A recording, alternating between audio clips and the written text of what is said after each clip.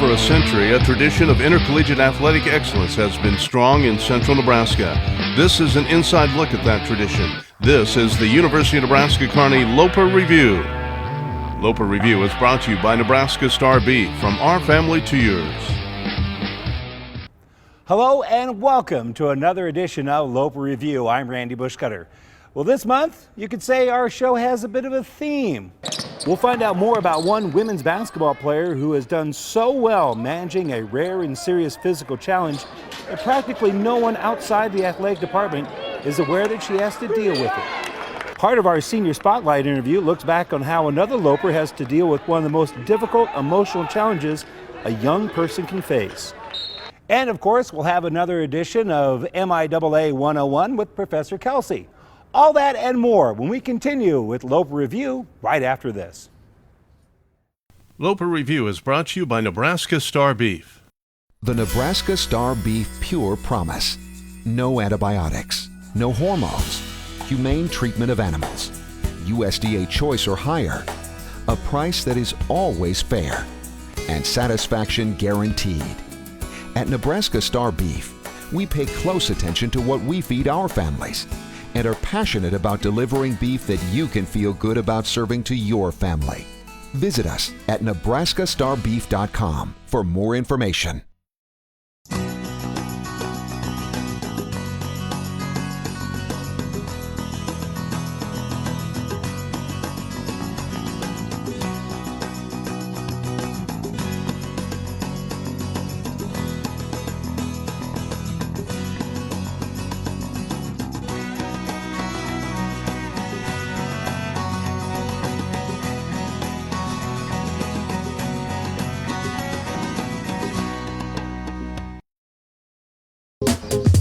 Programming is made possible in part by the Museum of Nebraska Art in Kearney.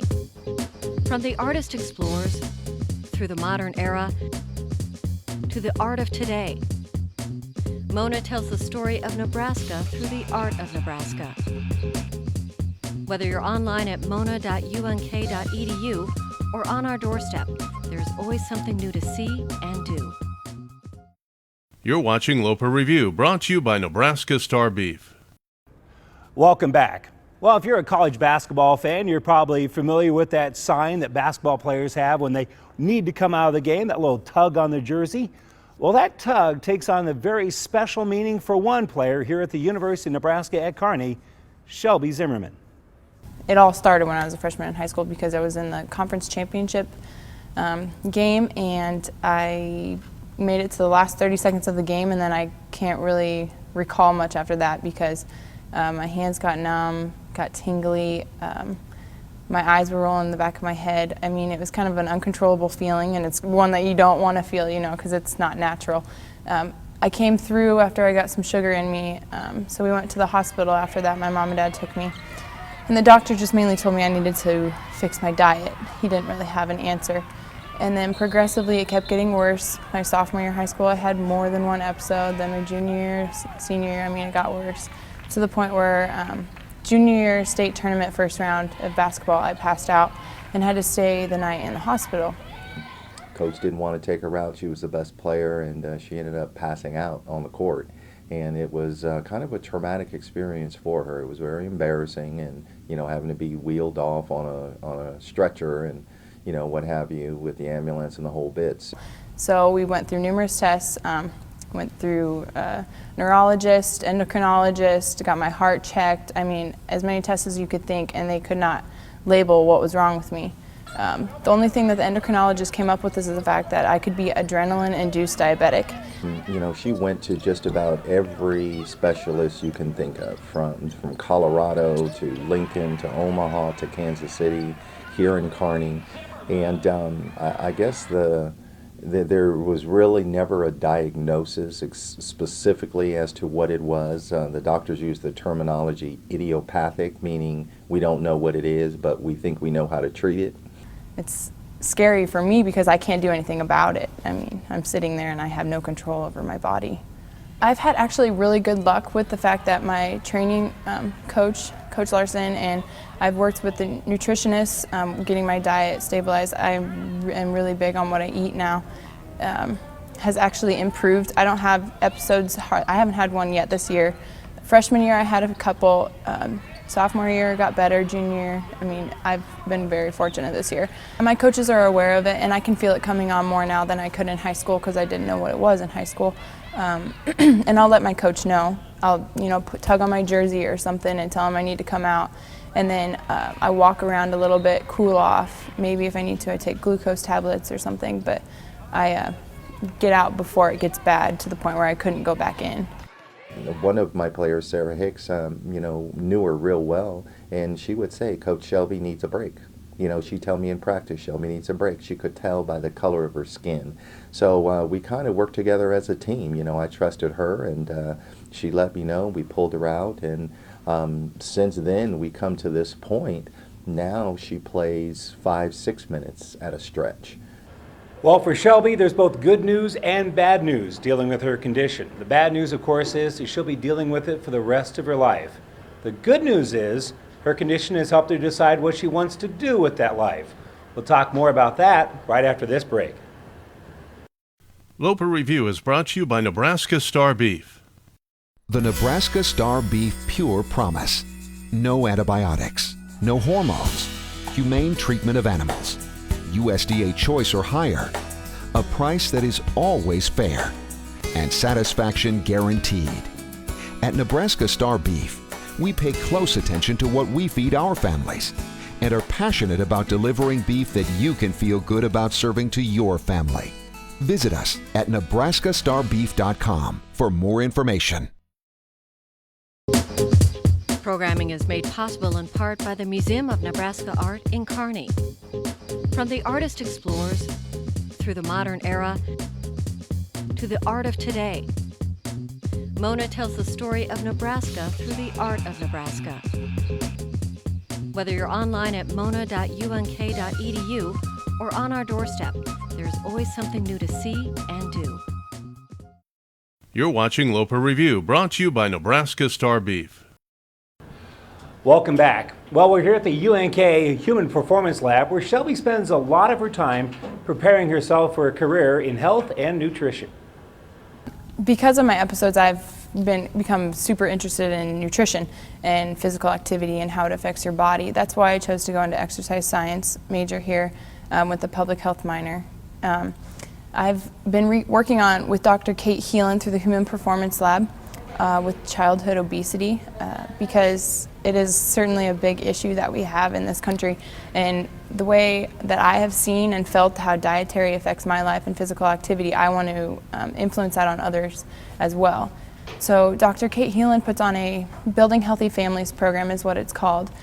It works with families and children within the area that are either classified as obese, which is at the 95th percentile for body mass index. The first time I met her, she came and asked if she could be part of the undergraduate research fellows program. And so I had never met Shelby before that time. She said that she had interest in pediatric obesity and had heard about the program that we were running here, Building Healthy Families.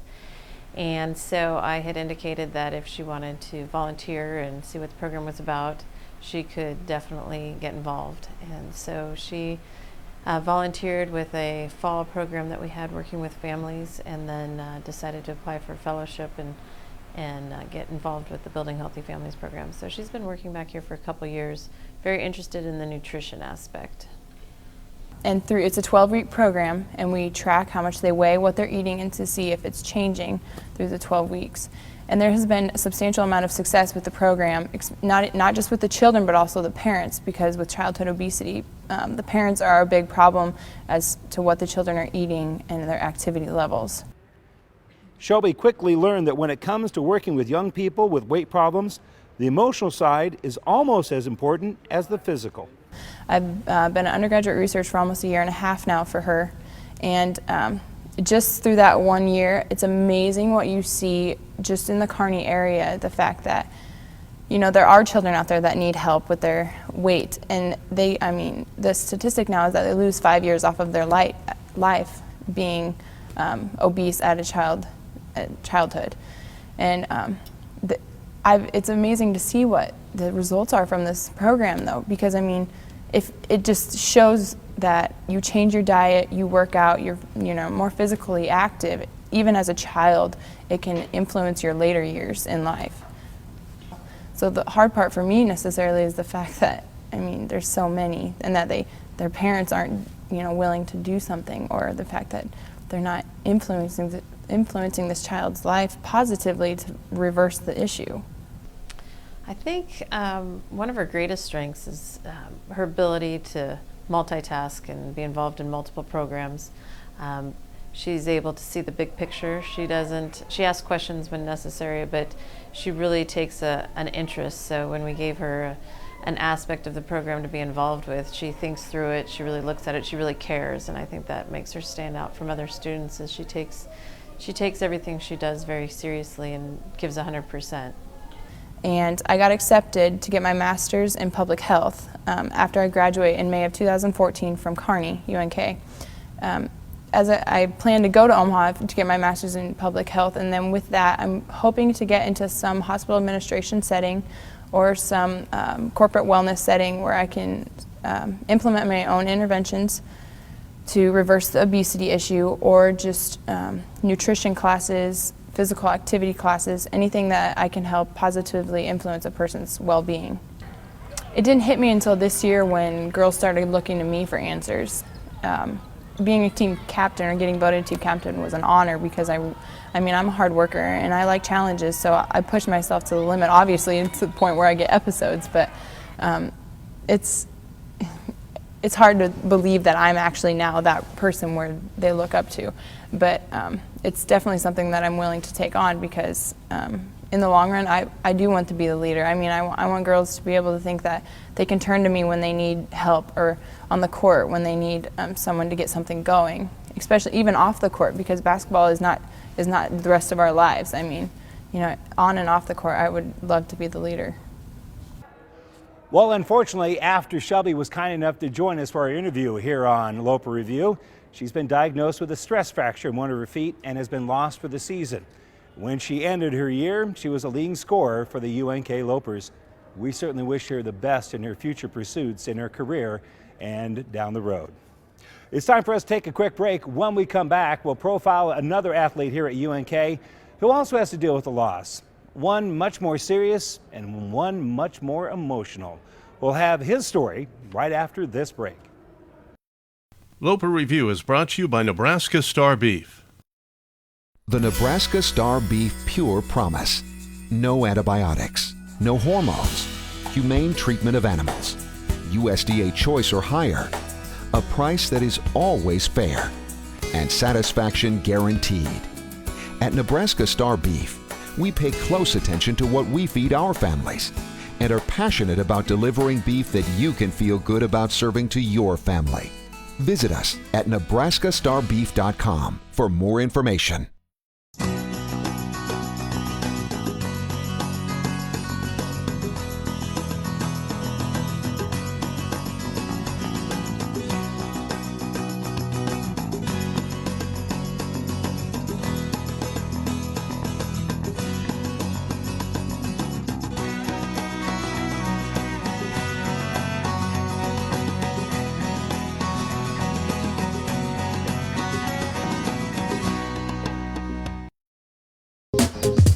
Programming is made possible in part by the Museum of Nebraska Art in Kearney. From the artist explores through the modern era to the art of today, Mona tells the story of Nebraska through the art of Nebraska. Whether you're online at mona.unk.edu or on our doorstep, there's always something new to see and do. You're watching Loper Review, brought to you by Nebraska Star Beef. Welcome back. Well, time now for us to sit down with Rafion Stotts, who has the unique perspective of being an individual national champion in wrestling, as well as being part of the defending national championship team for the UNK Lopers. And Rafion, thanks so much for joining us. Talk a little bit about your name. I mean, it's an unusual name, and living with the name of Rafion, what's that like?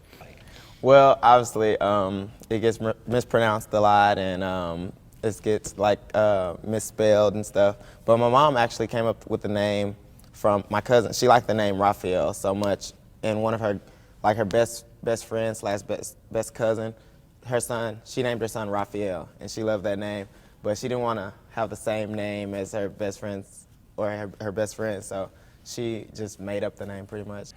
That name is one of the gifts that your mother gave you. Unfortunately, she passed, and your aunt is your legal guardian. Talk a little bit about the impact that your mother's battle with cancer had on you and your life, and then your aunt picking up and helping to take care of you.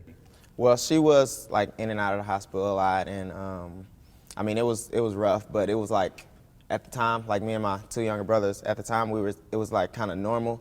When we were younger, we were just like, oh, she's just in the hospital, she'll be out again, like in a couple months. And we had a good support system. We had, like we said, my aunt. We had a lot of good friends to lean upon when it happened. So it was a rough transition, but I had a lot of people that pretty much helped me to get through it. Are there times that you really kind of feel your mom's impact and how that changed your life? Yeah, there's times like at big tournaments, I'll just think or I'll just look up to the crowd and be like, oh, like if she was here, like what would I wanna? Like I want to be perfect for her, or I want to be better for her. Or there's times in my life where I'm just like, if she was here, like what would she do? Because she was big on church, and she was big on like being a good person, and I kind of felt like she knew she knew she was gonna pass before her time, and because she taught us, like she set us down, and she taught us all like life lessons and made sure they were instilled in us and made sure we were good people before she was. Defending national champion as an individual, defending national champion as a team, ranked #1 in your weight class so far this season. Talk a little bit about the season and how things are going. Being #1, I feel like everyone is like gunning for us. Everybody's coming, like everybody's going to put their best effort forward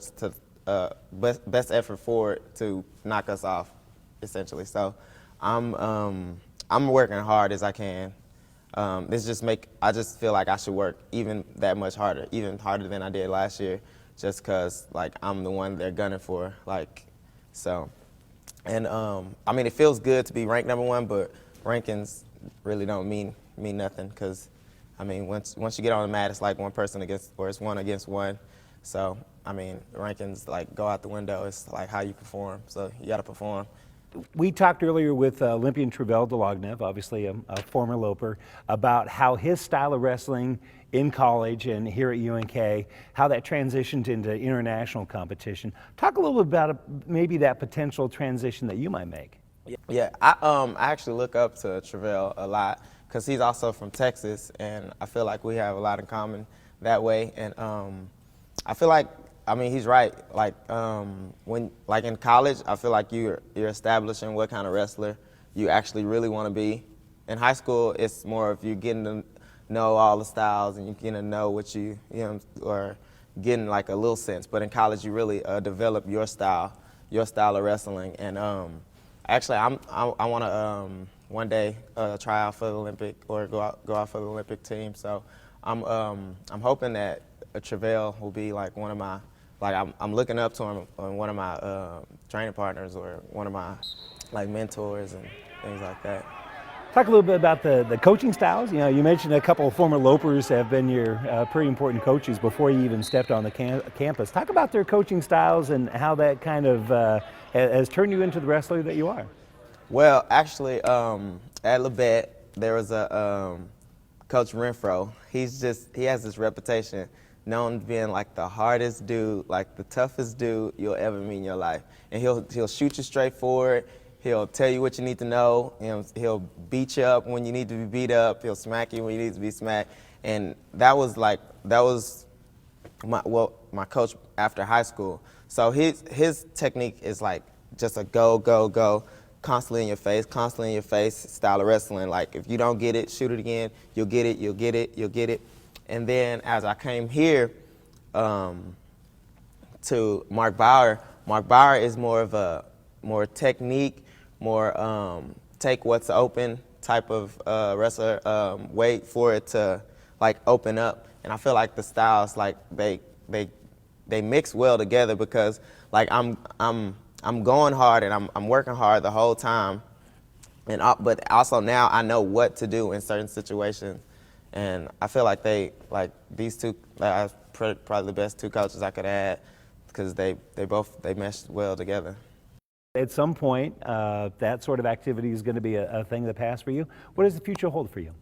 Well, my degree now is organizational communication, and what I really want to do is I want to speak to the young kids of my of younger generations to pretty much give encouragement, and I want to be able to speak from a place of success where they would be able to look up to me, and because I came from a lower income type of environment, and I want to be able to speak to kids. I feel like I have a connection with kids, and I want to be able to speak to them about, or give them tools to success. Thank you. Appreciate the time. No problem. All right. We're going to take a quick break. We'll be back with more Loper Review right after this.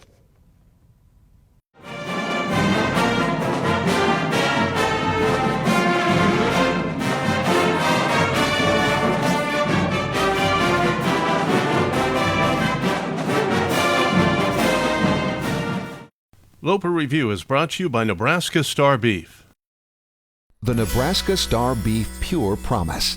No antibiotics, no hormones, humane treatment of animals, USDA choice or higher, a price that is always fair, and satisfaction guaranteed. At Nebraska Star Beef, we pay close attention to what we feed our families and are passionate about delivering beef that you can feel good about serving to your family. Visit us at nebraskastarbeef.com for more information.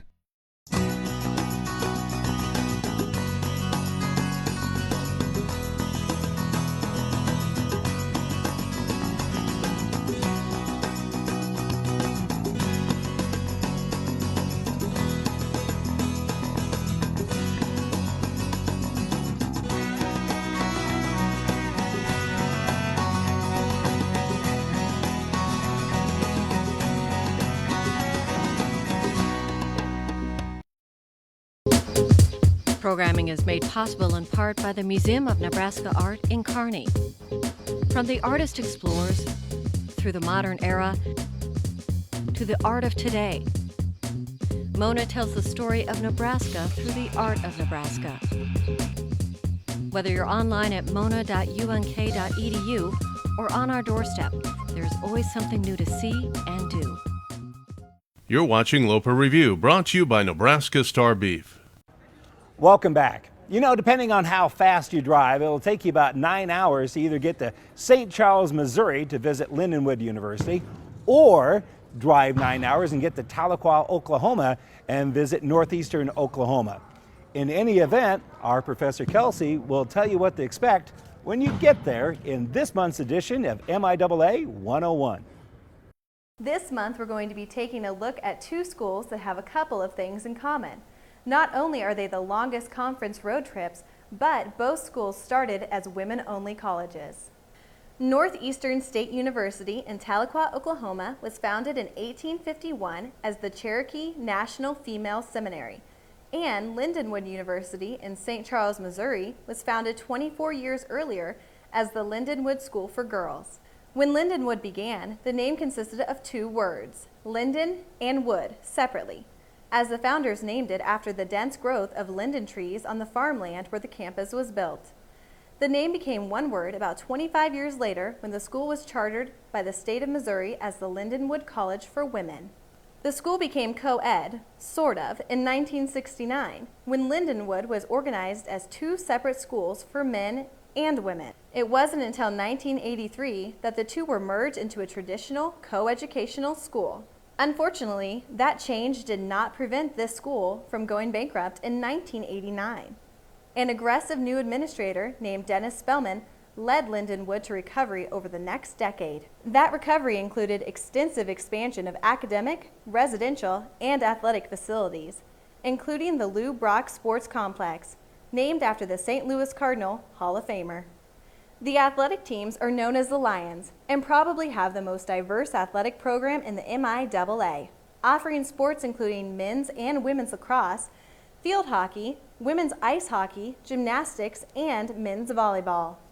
The Lions are still transitioning to Division II of the NCAA. In fact, that's why they were not eligible for the MIAA postseason basketball tournament this season. While they were an NAIA school, they won 5 national championships in wrestling from 2002 to 2009. Geographically, Lindenwood may be the longest trip the Lopers make, but the campus is the easiest to find. Just take I-70 from Kansas City to St. Louis and get off at exit 228. Go north from there about a mile and you're there. Now it's time for the first ever MIAA 101 pop quiz. Spell Tahlequah. You think you have it? Let's just see. The first H is the tricky part. In addition to being the home of Northeastern State, Tahlequah is also the capital of the Cherokee Nation of Oklahoma. Aside from beginning as the female seminary, the rest of the school's history is very similar to most of the other MIAA schools. Another school established to educate teachers that was called a normal school, then a teacher's college, then on to a university status. Northeastern probably has a big rivalry with Central Oklahoma, but not necessarily in athletics. Both schools lay claim to having a top-flight jazz lab that brings in some of the top talent in the business for performances. The highlight of the Northeastern athletic success would be the 2003 men's basketball NCAA Division II National Championship. However, that championship was not won by the Riverhawks. It was won by the Redmen. The switch to a more socially acceptable nickname was made in 2006. Geographically, directions to Tahlequah aren't as simple as those to Lindenwood, but not too bad. As in our past lessons, heading south on Highway 81 from York, just keep going south of Wichita on Interstate 35. Make a left on the Cimarron Turnpike and head for Tulsa. Once you get to Tulsa, keep going east on Highway 412 for about 40 miles. Take the Highway 82 exit, and in less than a half hour, you should be in Tahlequah. Exit onto North Grand Avenue, which eventually runs right through the middle of the campus. We're now halfway through visiting our other MIAA schools. But don't worry, there's not going to be a midterm exam. But I do hope you learned how to spell Tahlequah. Hope to see you next time right here at MIAA 101.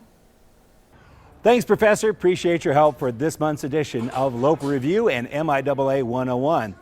That wraps up our show for this month. Want to thank you for joining us and hope you join us again next month. Until then, see ya and go Lopers. Loper Review has been brought to you by Nebraska Star Beef. The Nebraska Star Beef Pure Promise. No antibiotics, no hormones, humane treatment of animals, USDA choice or higher, a price that is always fair, and satisfaction guaranteed. At Nebraska Star Beef, we pay close attention to what we feed our families and are passionate about delivering beef that you can feel good about serving to your family. Visit us at NebraskaStarBeef.com for more information.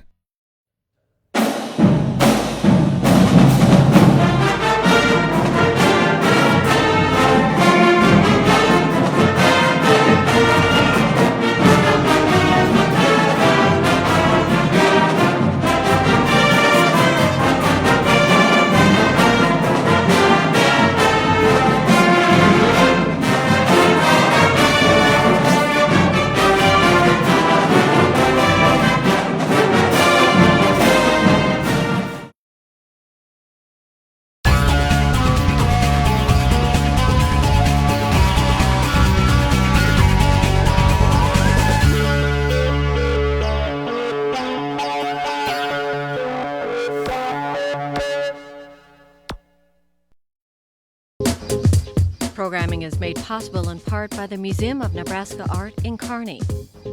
From the artist explores through the modern era to the art of today, Mona tells the story of Nebraska through the art of Nebraska.